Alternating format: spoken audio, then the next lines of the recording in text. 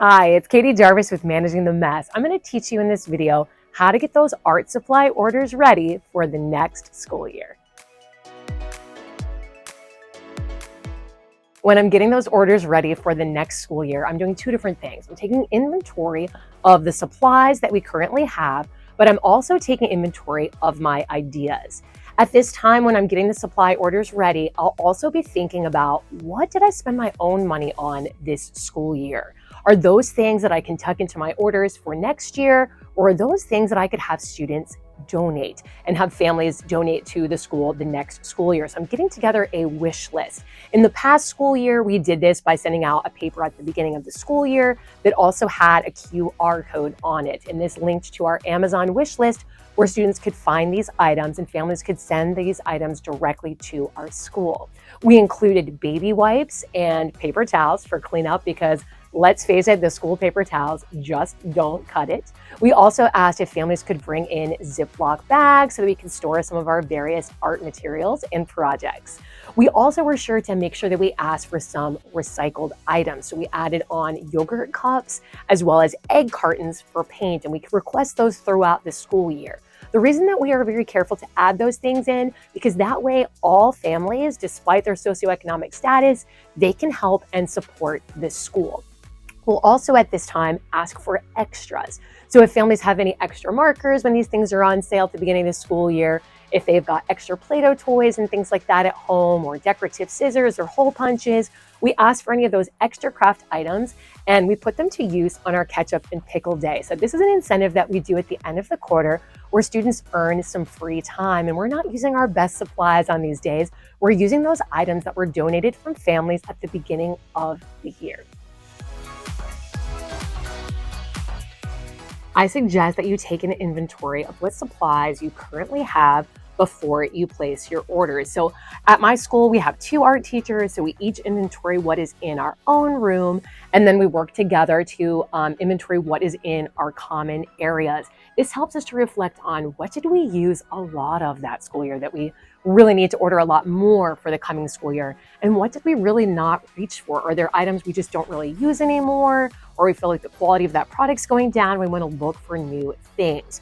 So we have a category where we write down how many we had of each thing. So if I'm inventorying my paper, I set this up by writing down and I type this into my Google Docs, and that way I can use this as a check sheet each year. But we write down each of the names of the True construction paper that we use. We also have a note on the top of how many fit on our shelves. So we know that you can only fit 28 of each color. If you order any more of that, it doesn't fit in this spot. So we write down the colors that we typically order, and we write down the sizes. So the 12 by 18, but then we also write down if for some reason we would want the smaller half sheets of that paper, or the much, much larger 18 by 24 for paintings or printmaking projects with younger students. So we would write down how many we already have, and then how many we would like to order. And we do this for each and every color.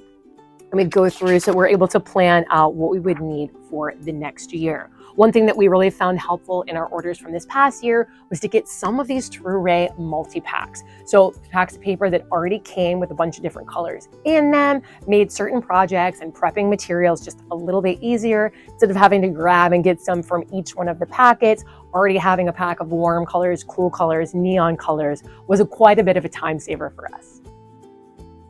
Another tip to note when you're ordering, at least with True, you can request a sample. So you get a little booklet, has a little swatch of each color along with the names. You can actually compare and contrast, kind of see which colors work best for you, because they do have several different reds and several different blues, and some of them may really speak to you and other ones you might not want to order at all, and that helps to kind of avoid the color confusion.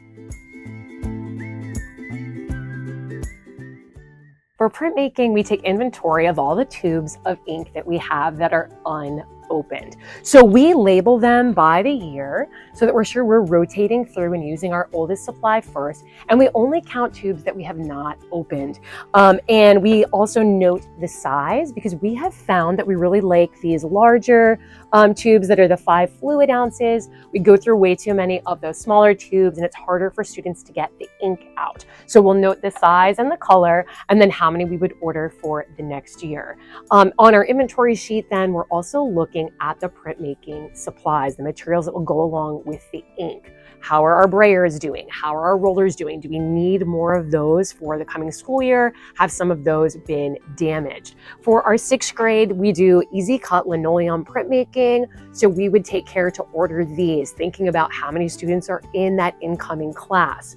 We also would inventory our cutting tools. So we would look to see if we needed more handles or more blades for that project. For the younger grades, we use the Presto foam sheets. So we would look at what sizes do we want to use for the coming school year. We would inventory how many of these packs of sheets do we already have that are unopened. And we would plan out what are those projects that are going to happen with printmaking for the next school year so we know what kind of materials we would like to use. I know in the coming school year, I'm definitely interested in getting some of those jelly plates. We'll go through and inventory what we would need for any of our fiber arts projects. So we're taking inventory of the yarn that we have, checking if we've gotten any donations or anything received throughout the school year that we need to add into our list. And we also look at materials that we would use for these sewing and weaving projects. So we're looking at how many cardboard looms do we have? Are there some that we need to replace?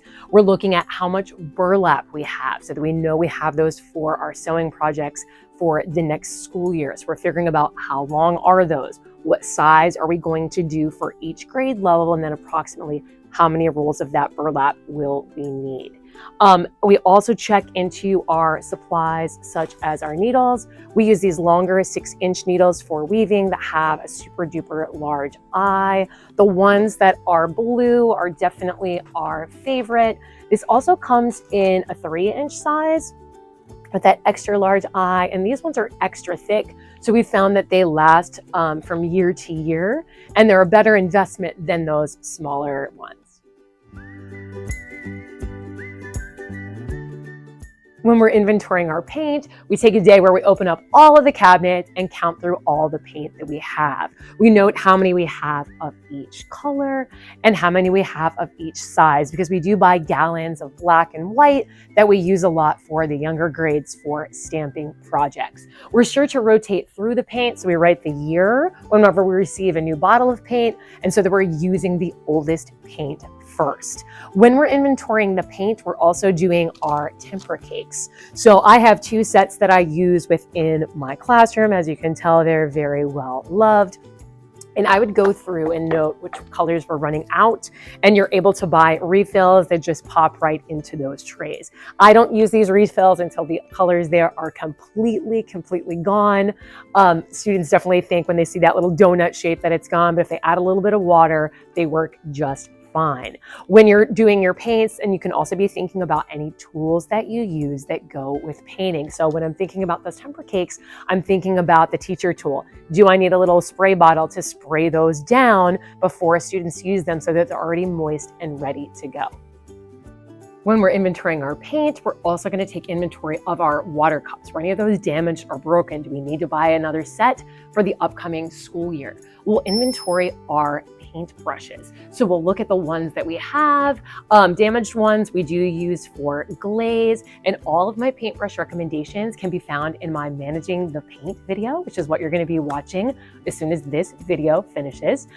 We really like the brand Royal and Langnickel, so you'll see that a lot in the video. The ones that we typically need to replace every year are sponge brushes. So these ones are just those little cheapy brushes that you can buy in the multi-packs, and just after a bunch of washings, they have a little bit of wear and tear and the sponges do fall off. So I do find that we order those just about every year, but it's something I think paintbrushes are really worth investing in and building up your supply over time. So if you're ever giving a little bit of extra money or something, that's something that I love to invest in for my classroom.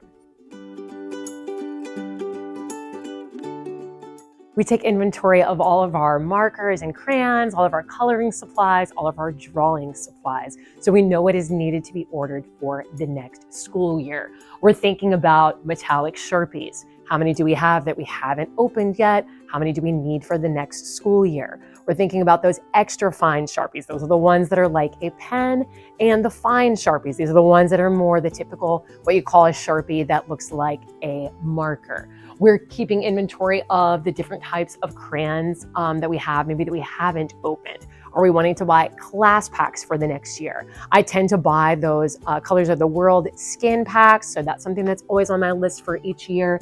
And I like to get the neon crayons, the glitter crayons, the construction paper crayons. So we note all of those, checking out if there's any new products that have come out, and mark how many we currently have and how many are on our wish list. We're going through all of our oil pastels, we're going through our pencils and our erasers and doing the same thing.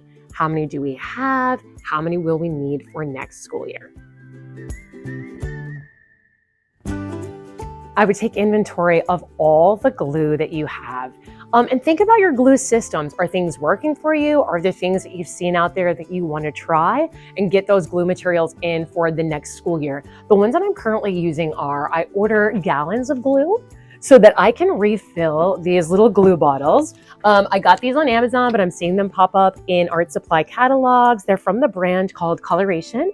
And they're wonderful because they are bottom heavy, so they don't tip over very easily. The cap is flat, so students can set that down on the table, and it has a built-in brush. So you can wipe, and you need to teach your students to do that. If not, you're gonna get the sticky, gluey spider webs, but have them wipe it off, and then they simply just brush it onto their artwork.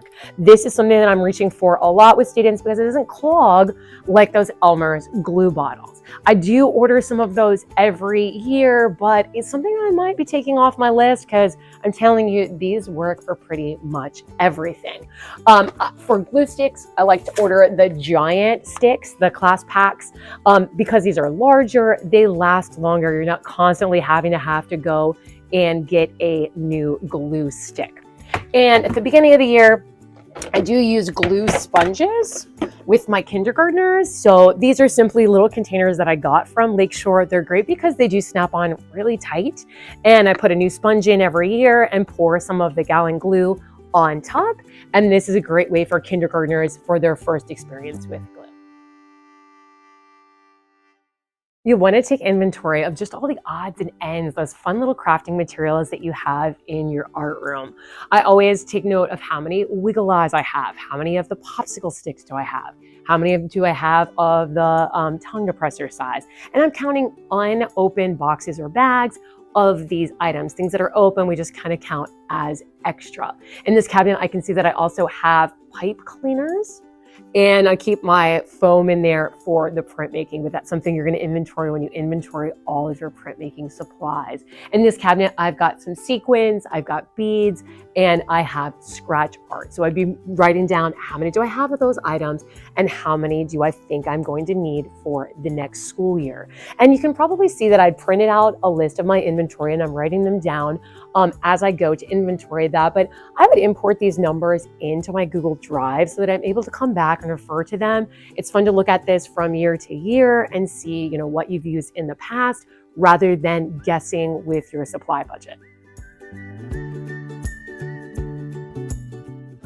Don't forget about inventorying and ordering some of those early finisher activities or things that you might do with students on a free day or for centers. So some of my favorites are magnet tiles and Legos. Tempera sticks is something that I use a lot during centers in free time, and my students really enjoy using Play-Doh. That's also something that we use with kindergarten and first grade before we do clay. We're sure to inventory all the items that we use for our 3D projects, including clay. So we count how many boxes of clay did we use in this past school year? What projects are we planning for the next school year? And we figure out how many boxes of clay will that take. It's approximately 1 pound of clay per student. I have a video all about managing the clay that you can check out after this one if you haven't seen it yet. And we take inventory of our glazes. So we're noting out which brands are we using, which colors have we not opened yet, and how many do we anticipate for the next school year. So it's really important with clay to pick, hey, are you making snowmen? Are you making turtles? Because there might be certain colors where you're going to want a lot of. We also take inventory of the tools that we use for clay and think about ordering different things for textures and things for the next school year. If you have the money in your budget for non-consumables, I love to buy different containers for the art room. Supply table bins, paper bins for turning things in. I love the containers where the lids snap on for the paint, but don't feel like you have to go out and buy these brand new. And you certainly don't want to use your own money, especially if you're just starting out as an art teacher. But as the school year goes on, find the teachers that are retiring. Those people have invested a lot into these educational materials, and they are happy to pass them on usually to the art teacher, or maybe sell them to you for a really good cost. In addition, I have gotten lots of containers and bins from neighbors. They're giving things away on the curb. I've gotten things from Free Cycle. I've gotten things from Facebook Marketplace. So be on the lookout for those deals and steals, and ask people. Don't be afraid to put something up if you've got a neighborhood Facebook group or something like that, letting them know that you're an art teacher and maybe a few things that people might be getting rid of that would be on your wish list, like containers. We have another section on our inventory where we think about teacher/office supplies that we might need for the coming school year. So these are things like staplers and staples, staple removers. These are things like markers and pens and highlighters that we would use as a teacher. We also order the different types of tape that we use in our classroom. So Scotch tape, masking tape, duct tape. I know I've used the dry erase tape and the magnetic tape, and even painter's tape for projects where I need to be able to easily remove the tape. So coming up with a list of all of those things, scissors, things that you use at your desk, or tools that you use such as binder clips and paper clips, things that would need to be replenished that you're using up each school year, is something to write down and take inventory of and see if you can work into your orders. When we're placing orders for next year, the other art teacher and I will sit down and we will plan out what is going to be our very beginning of the year collaborative project that we work on together. This is a project that our whole school does, and we would order those materials as soon as possible. We wouldn't wait till the next school year. That way we are able to prep and prepare this whenever we choose. We might bring it home and cut things out over the summer if needed. Throughout this school year, art teachers are getting ideas from everywhere. I bet right now you have some ideas in your phone, scrolling through your pictures. You've got ideas in your Google Drive. You probably have some ideas in Pinterest. You've got some things saved on Facebook. You've got some things saved in Instagram. Well, once a year, I kind of combine these and whittle it down to things that I actually think I'm interested in doing for the next school year. And I pick just one of these locations and I kind of dump everything I can into that spot. Then I make a list of what materials would be needed for those projects and I add those into my order. So this is what I call inventorying your ideas, checking all those different sources that you have and kind of coming up with what were the gaps from this school year, were the things you just didn't get to, or things that you did, that projects that just weren't exciting to students or weren't exciting to you, and what do you want to replace those with? And putting all those ideas in one central spot so you can come back and find them when those new materials come in is really important. I hope that you found this video enjoyable and helpful for planning for the next school year. I make videos just like this every single week for art teachers just like you. I focus on classroom management and making your job easier and helping you feel less alone in this crazy career.